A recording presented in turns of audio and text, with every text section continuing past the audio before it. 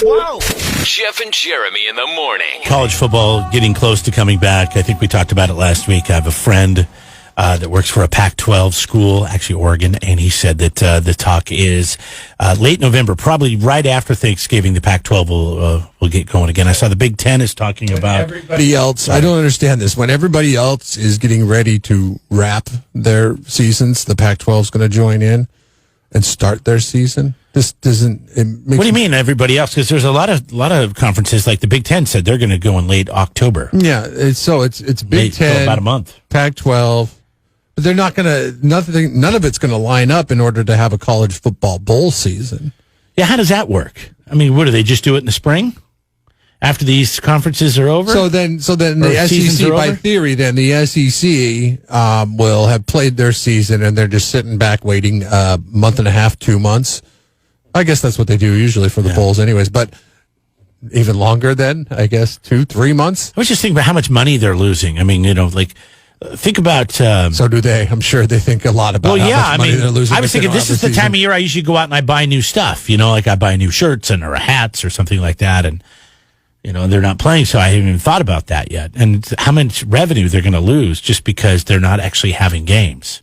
So I hope they can get it done. Ed Orgeron from Louisiana State. Yes. He said most of his players have already had the coronavirus or currently have it. Says he hopes they don't get it again. I don't think you get it again. I think it's kind of like chicken pox. My cousin was talking to me that got it, and she said her doctor said it like this. She goes, some people will get the chicken pox again. It's very rare. And she goes, I think that's how the coronavirus is. Most people will never get it again, but some people will get it again. There's been a couple of cases. There was a case a while back that we talked about of a lady who got it in the beginning, very early, and then she got it again a few months later.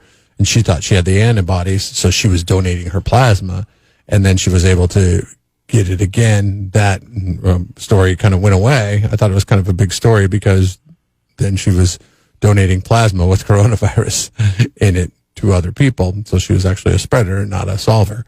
And then there's the running back for the Jacksonville Jaguars, who tested positive, went on the COVID list for the NFL, and then tested positive again later on and went back on the COVID list, but he didn't exhibit symptoms, harsh symptoms, like minor symptoms of the coronavirus. But he's the other one that comes to mind. So, I mean, there's a couple instances. Rex Burkhead? No, Reichwell Armstead. Oh, Armstead, that's right. Yeah, not Rex Burkhead. Yeah. Something else I saw today in news, I was just kind of looking at Yahoo Sports. Baseball, Major League Baseball is going to ban champagne in the locker rooms to celebrate because apparently spraying champagne on people spreads the coronavirus. I don't understand. What's the point of that? I think with sports in general this year, you guys all got to tone it down. Because there's no fans there, so there's nothing to get you amped up. But you celebrate in the locker room, not for your fans, for each other. You spray champagne. So if I was them, I would get Pepsi or Coke or whoever their sponsor is. Don't get anything. And just spray it all over each other. You've been there before. This is the year to be classy in victory. They're all guys in their 20s for the most part. Yeah, they haven't been there before. Don't act like you've been anywhere. Enjoy it. This is a once in a lifetime. And if you can't get champagne in your hands, go grab a soda. But how silly does that...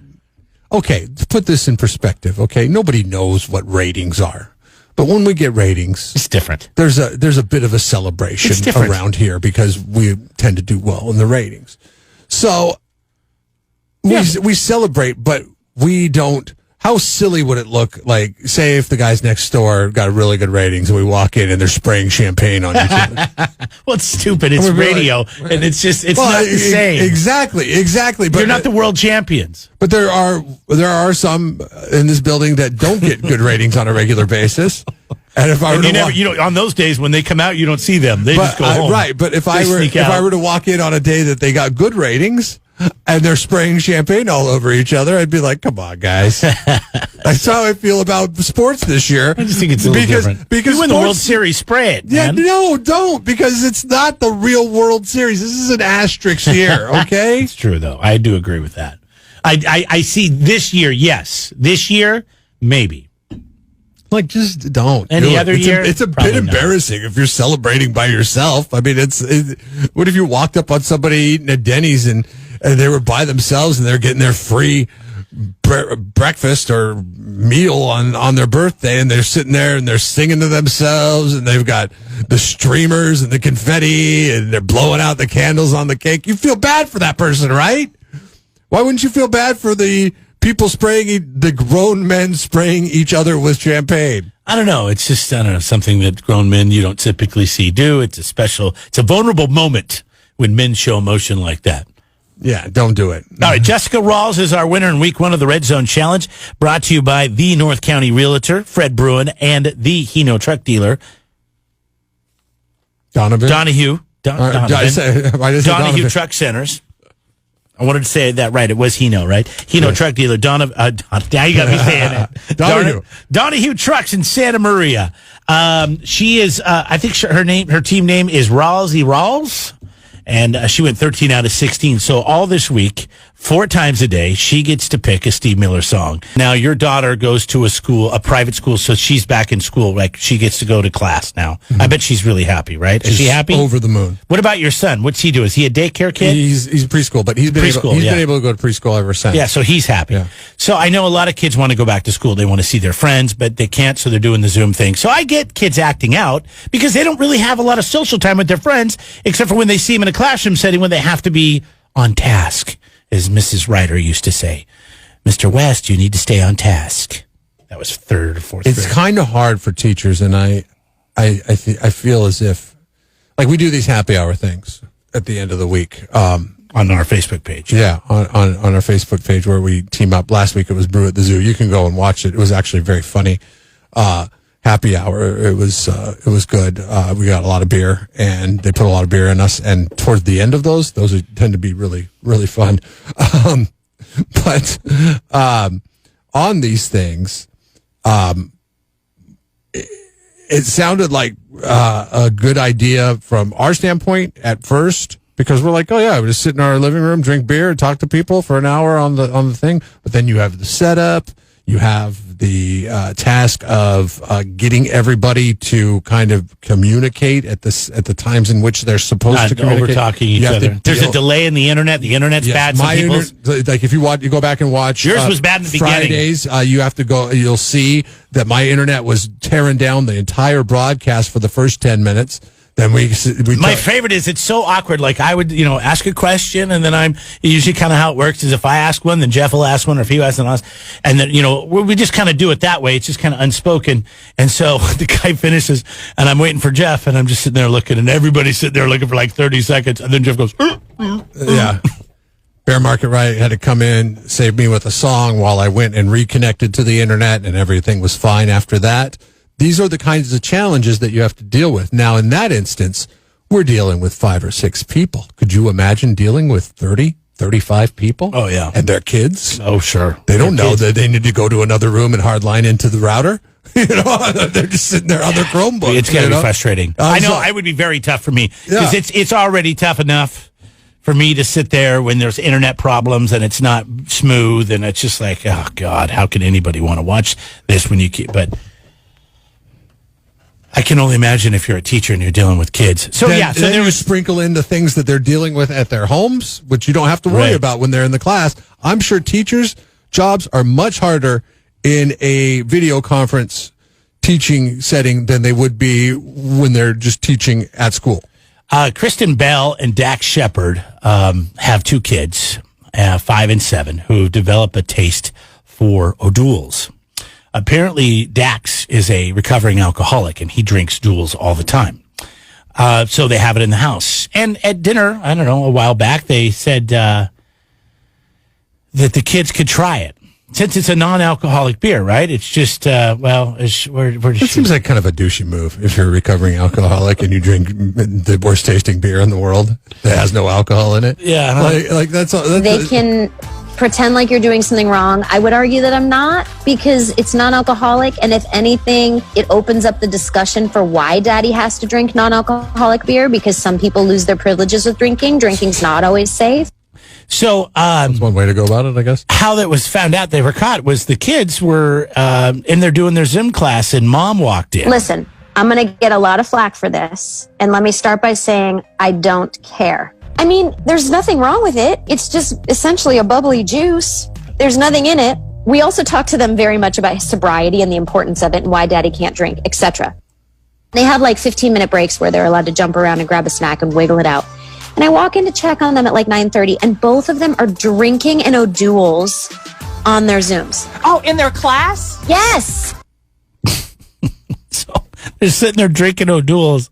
Now, how would you handle this situation? Obviously, it is not. I would laugh. Is that an adult beverage? I don't know. You don't have to be 21 to drink an O'Doul's, do you? I would laugh, and it's none of my business. It's not my kids. I would not say anything. There is a Now put yourself in the limited amount of alcohol in an O'Doul's. It's not completely non-alcoholic. I think it's like 0.05% or 0.5% or. It says here the drink has less than 0.5%. Okay. It's 0.5% alcohol. So it's not even 1% alcohol. Right. It's 0.5. It's half of a Right. percent. It would take a lot of For the whole O'Doul's to bottle. get drunk. Yeah. Well, I don't even think you could get drunk on it, to be honest with you. No, because you got to think even if about you're a it. kid. You got to think about it. The equivalent, like you'd have to drink 10 O'Doul's to get the equivalency of one Bud Light. Yeah. Now the kids are 5 and 7. Do they even know what this is? Do they know it's an adult beverage? I'm sure they know it's daddy's beverage. It's daddy's. Yeah. But they Because don't. my kids always say, "Ooh, yeah, I'm drinking beer," whenever they're drinking orange or apple juice. Check it out, I'm drinking beer. My son, "Ooh, give me some of that beer." Well, you would drink a lot of beer at the house? Yeah, I do, and I don't drink Dak Shepard's brand either. No, I remember being a kid too, and I remember trying beer. My mom would always drink a Budweiser in a bottle when she would do yard work. And so she'd be out there, with flowers or edging the grass by hand. And she would always have a beer there. And I'm like, come on, Mom, let me have a taste. So one day she let me have a taste. I'm like, oh, this sucks. Yeah, And that's that why was you it. don't. That's why you don't like Bud Light. No, it was Budweiser. Oh, okay. But yeah, I don't like Bud Light because I've drank other light beers that have more flavor. Or less flavor. Yeah. So I didn't drink in high school. I didn't drink until I got to college, really. If you know that, because the first night I went out drinking with you, did not handle myself very well. Right, and you lost your privileges. To hang out with you? Yes. So anyways. You had to hang out with my friend Geoff. Anyways, 805-543-3693. If you have kids, I was reading another story. What things have kids done to act out in their classroom Zooms? Saw a kid The funniest that would thing not. is- He took his shirt off, and the teacher lost it. You can't. It was a boy. He was like, "You can't have your shirt off." The funny things are He's at home. when the parents don't know that their mic is picking them up because the kids are somewhere else and the parents are going off about something else. That's the most embarrassing. And you can hear it in the background. Yes. I mean, luckily for our situation, when my daughter was doing the Zoom classes, there was only one parent at home. But my wife will have, conversations with people on her phone, and it'll pick up on the mic, and my daughter would have to tell my wife to quiet down because she's being heard on Because your wife is pretty loud. to the entire class. It's Did you pretty see funny. that study yesterday? Which one? 14% of men are aroused by the sound of Alexa's voice. Oh my God! Really? Yes. Wow. Which is mind-boggling. Is that to me. any different than Siri? Siri annoys me. Oh, Siri sounds bitchy. Yeah, she does. She just does. I don't know what it is. Talks down to you. What's the weather going to be? Hey, Siri, what's the weather going to be like today? See, and then she doesn't respond. Hey, Siri, what's the weather going to be like today? It's currently partly cloudy and 55 degrees. Expect clear skies starting in the afternoon. Today's high will be 79 degrees. All right, that's enough. And the low will be 50. That's enough, dumb slut. They did a side-by-side how to respond to comparison. Yeah, she's acts dumb. They said they did a side-by-side comparison between the four main voice services to see which one was more accurate when you ask them questions. Microsoft's Cortana, the one you never hear about, came in last. That's why you never hear about it. Never, yeah. She's the ugly girl in the bunch. She came in with 63%. Alexa scored at a 72.5%. That was third. Siri came in second, 75%. Google blowing them all out of the water because they have the access to the information. They're Google, right? 88%. Google answers questions 88% of the time correctly. Really? Yeah. What do you want to ask Google?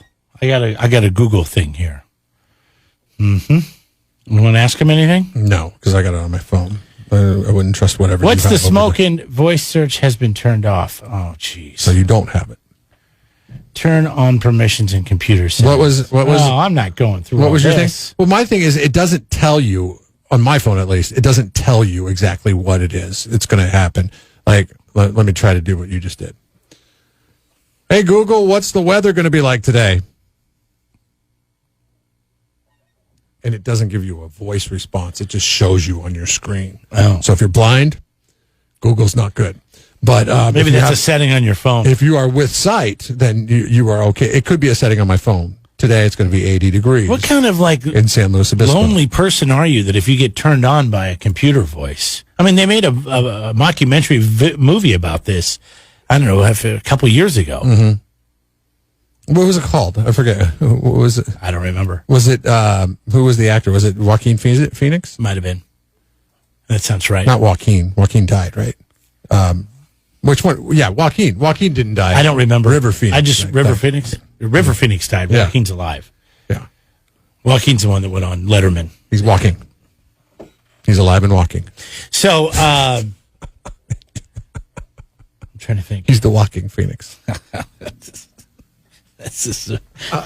I'm trying to relate this to something in my life that I get turned on by, but I can't think of anything. Well, for a long time, Waze would have certain actors. They would pay big money to actors to voice the directions for their app, and I think Google Maps ended up buying Waze. But there was actors that were lending their voice to Waze, so you had like Morgan Freeman giving you directions. The movie was Her, by the way. Thank you, Bill. Bill wrote in that the movie was Her, where the guy falls in love with the voice of his computer or whatever. I mean, it's like, God, get out, meet some people. That's really sad. I don't know. Maybe there's less drama with a computer, though. No, you're never going to get in a fight. She's always going to do what you want. And she's not going to be yelling and complaining. It is kind of refreshing, though, because we use Alexa at home when it's tied into the Fire TV stick. And it is kind of refreshing. This is what I have for you. Is this what you wanted? Ever wonder what it's like to work with Jeff and Jeremy? Why are you so cranky? It's early. Let's be real with people. Let's be real. Work with them at home on demand by subscribing to Jeff and Jeremy in the Morning, wherever you get your podcasts. All the benefits of working with them, with none of the smell. Oh, somebody light a match. Jeff and Jeremy in the Morning on 93.3 KZOZ.